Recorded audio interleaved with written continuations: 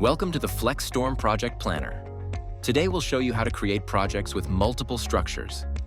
There are multiple ways to start a project. You can select Create a new project from the main menu, or you can create one when you've finished designing your first structure. To create a project, fill in your project name and add the project engineer and contractor. The city and state will automatically populate from your profile information and can be changed if the project location is different. Once you click Continue, you can add existing structures you've saved to your account or build new structures. You can have projects with both temporary and permanent filters if your project is in multiple phases.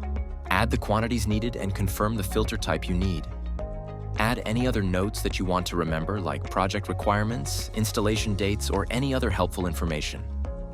Then click Save and continue to land on the project submission page. From here, you'll be able to confirm your project details, then click Share or Submit to share your project with your colleagues, or send to an ADS representative for a quote. Click Download Project PDF to download the project and structure details.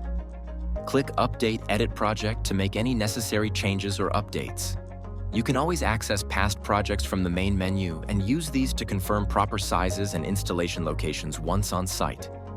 Now we've created a project with multiple structures. If you have any questions or need additional assistance, contact your local ADS representative.